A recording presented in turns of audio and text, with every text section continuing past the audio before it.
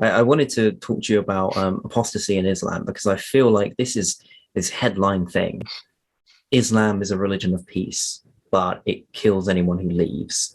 What is your immediate response to that kind of view?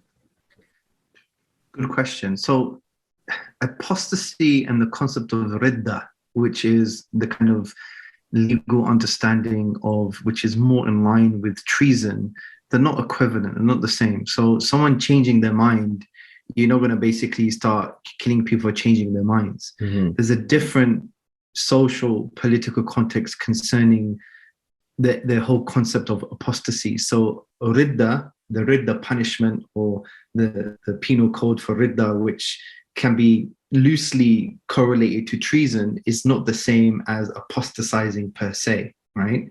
So if someone basically decides, okay, I'm not a Muslim anymore, and they're gonna just live their life normally, the Islamic governance is actually not part of political, social, individual ethics to spy on people and have an inquisition and find out what are your beliefs, stuff like that. It's the practical application of Islamic law has never been like that. In actual fact, when someone spies on you and in your home you're doing something that is worthy of a punishment, you can't be punished, because the person who's been a witness to your crime, if you like, or your immoral act, or whatever you want to call it, he's not now a worthy witness because he spied on you. So it's not valid in the court of law. So it has been what I would call, what's the right word to use? I don't know what word to use, but it's been what's that?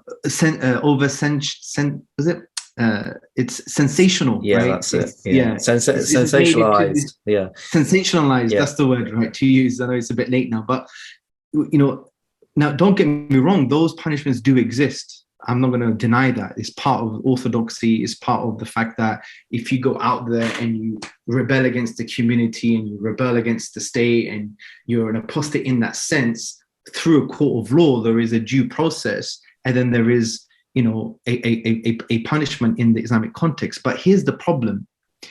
The problem is this. When we look at Islamic law, and there are very few penal codes, very few punishments, right? When we look at Islamic law, what we do, we take the law in abstraction and we apply it in a secular liberal context.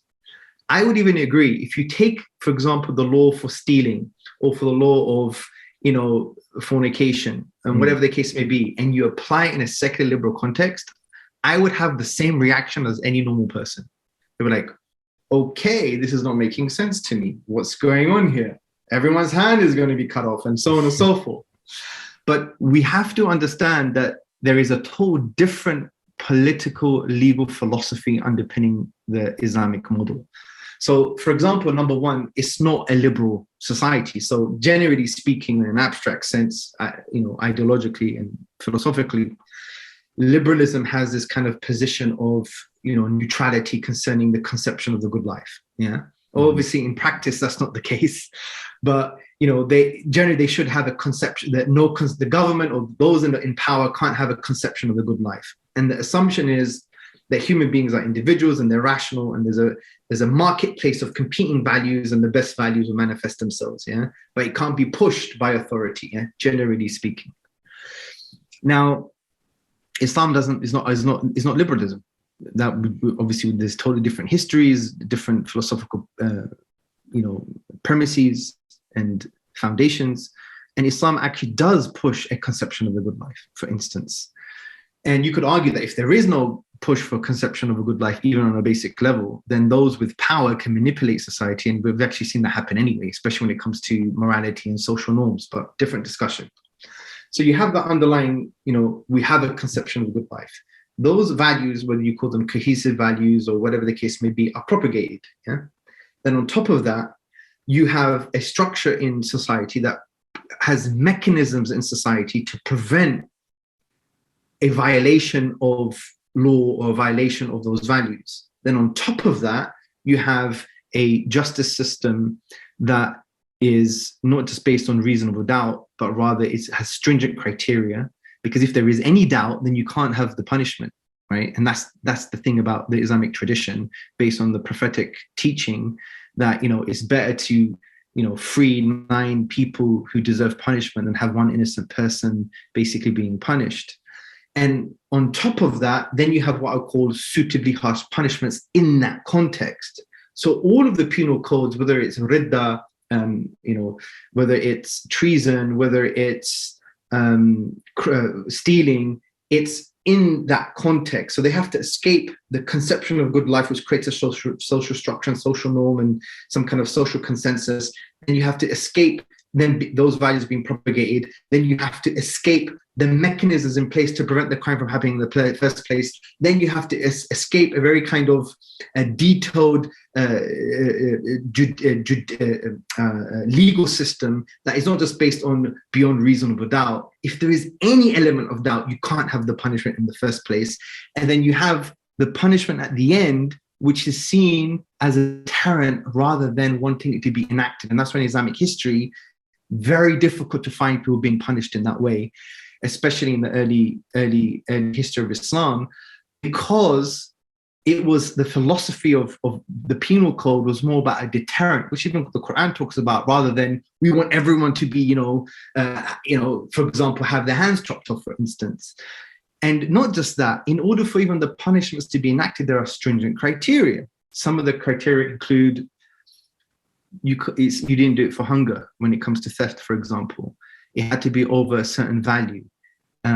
If it was in a public place, then the punishment is not enacted. You have to take it from a private place, from what I remember. But you could check this out for yourself when you read a book on Islamic law.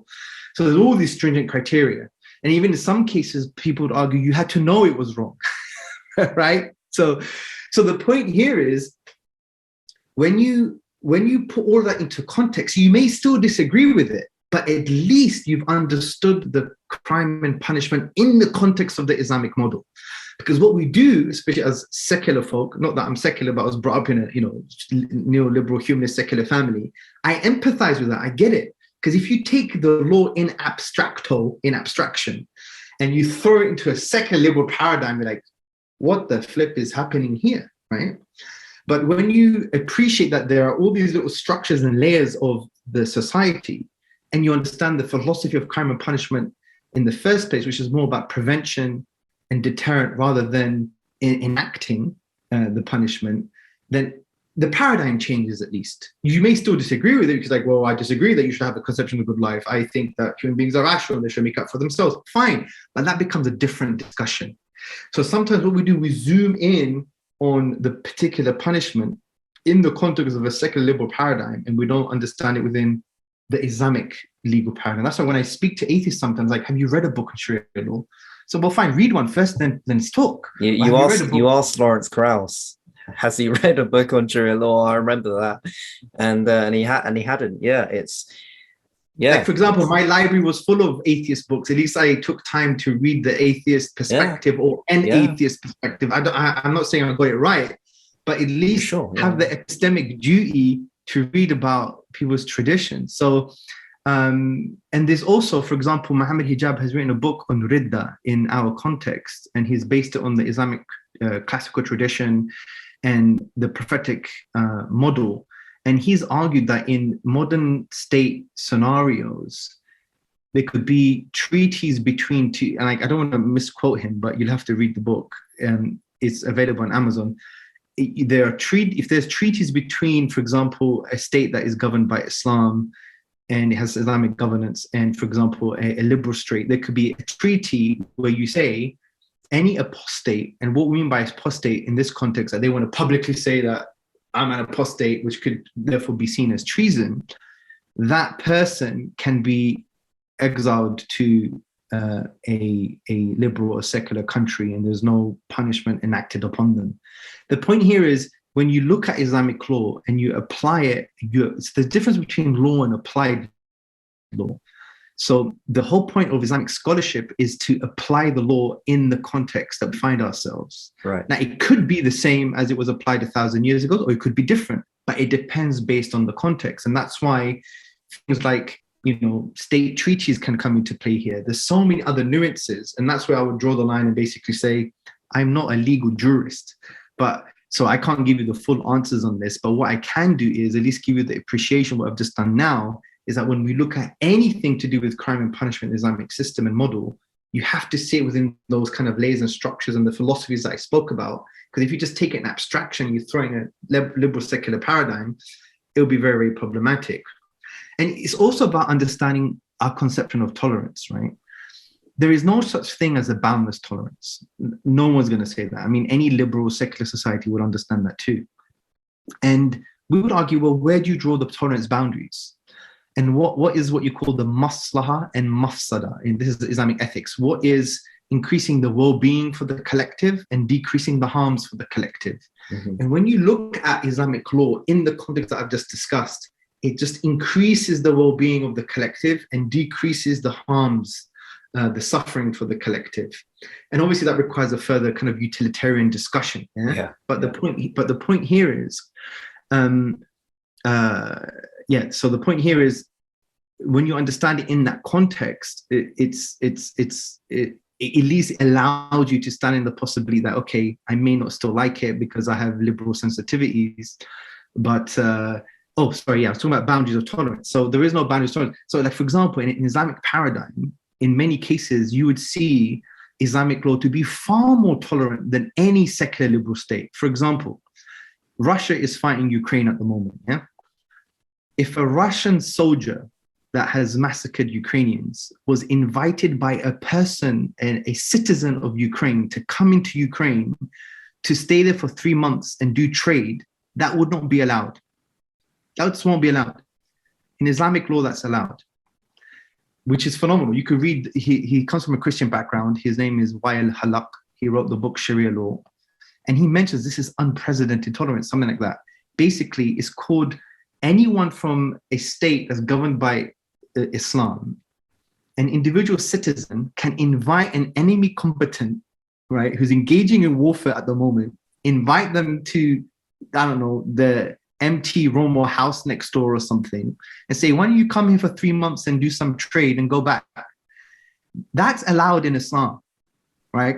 Now, one would argue, oh my God, that's like, this is like, you would not even find this in probably any secular liberal understanding, of engaging in live war with an enemy combatant and that to happen, right? The reason I'm mentioning this as an example is just for you to stand in the possibility that where we draw the tolerance boundaries, there may be some similarities between different ideologies, but there could be certain differences as well. And in reality, those differences exist because of the fundamental intellectual foundations of the tradition. Like, let's be honest, bro. In a secular liberal society, generally speaking, religious minorities, if they want to express themselves as they truly are, it's going to be very hard for them to be part of mainstream society. Why am I saying this?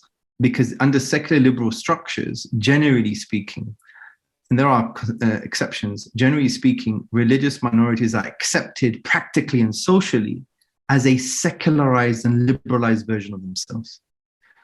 As a secularized and liberalized version of themselves. There is a dominant culture. They have to become a subculture within the dominant culture. And that is a kind of collective subconscious intolerance to a degree. Mm-hmm. Now, interestingly, with the Islamic paradigm, if you look at the Ottoman history, yes, there were boundaries to tolerance, but it's unprecedented. You had Islamic law allowed Jews to go to the rabbinical courts, Christians to go to the Christian courts, and they could chose to go to the state courts, which were the Islamic courts. And if you look at the Jewish historian Amnon Cohen, he wrote a book, A World Within. It's a 2-volume book. He collected, I think, 19th century 1,000 sigil records, of the Ottoman legal documents. And as a Jew, he concludes that the Jews had the freedom to go to the rabbinical courts, but many of them went to the Qadi, the Islamic courts, to the point, if I remember correctly, Jewish women would go to the Islamic courts and complain of maintenance, right? Now, this is not me saying it. This is really, it's called A World Within, the documents. These are historical documents. Now, that was allowed to happen because of a particular conception of tolerance and allowing a minority to express themselves to a greater degree than they can in liberal secular societies. In liberal secular societies, you don't generally have that, right? So this goes to show that, yes, tolerance boundaries, there may be some similarities, but there are also a lot of differences. And the reason those differences are there because they come from a different source. And Muslims say they come from the divine. And that should be the real discussion. Now, I know this is going off on a tangent, but I want to give you that conceptual framework in order for you to continue your journey to understand that it's not as simple as saying, oh, that's a law and I'm going to apply it in my own secular liberal context and boom. And we just have to understand that it's far more deeper and nuanced than that from that perspective. And we see even in Islamic history, in Islamic Spain, for example, you have Jews, Christians, and Muslims working together to look into the interconnecting principles of nature. You know, academics called it a convivencia, coexistence. They called it paradise on earth, right? Some of them. You have Musa bin Maimonides, who was like, he's considered the second Moses of the Jewish tradition. And he was a Jewish scholar. He wrote in Arabic. He was from Islamic Spain. Adam Smith, like the founder of modern capitalism, talks about, Islamic governance as, its tolerance and its kind of worldview that produces all of this stuff. It's his words himself in one of his essays. Fine, you could say that's anachronistic because some of these guys may have had, conservative perspectives, but there's something there. There's something there to explore further and explore, okay, what made Europe Europe? Because I also want to. Sorry to interrupt. I also want to look into the. I also want to look into the Islamic Golden Age as well. I've got a friend, Shea, and he's probably he's a big fan of yours. He's like a profound fan of yours. And when I told him I was going to talk to you, he was like, "Oh my God." But he's actually the guy who's responsible for educating me about Islam, and kind of helping me not only think about Christianity, because in the West it's very easy to think, oh, Christianity, but actually there's Islam there, which is, as you were kind of saying, that Western civilization isn't merely from Christian influence. Let's just not pretend that. So yeah, I have a lot of research to do in the golden age of Islam and how that works, because I have heard my friend Sheb, he mentioned, look at this example of Islam working. He's a Muslim, by the way, and as you would have guessed, I suppose, but he has said, look at the Golden Age and investigate that, because clearly that's an example of tolerance, and clearly that's an example of the Islamic tradition being successful and working in various ways. And so I would really like to look into that. And I'm very satisfied with the answer that you gave about apostasy. I think that's a really interesting response. I'm definitely gonna read more about that. And I'll probably go back afterwards and get all these book recommendations written down. Yeah, of course. And read Hijab's book on the Ridda, which is on treason against the state. I mean, treason is not the best way to describe it, but it's better than calling it apostasy. Because many people, when they think apostasy, it's like, oh, you're just changing your mind, but it's a little bit more than that. Also, with regards to even conception of tolerance, remember, when we say tolerance as a word, we have our own ideological, emotional, philosophical baggage on that term. So we may have a liberal conception or a secular conception. Yes. But the reason I want to give you these examples to show that there may be some correlation, some commonality on what we mean by tolerance, but fundamentally the manifestation and expression of it and the boundaries to tolerance, which exist everywhere, will be defined by your worldview.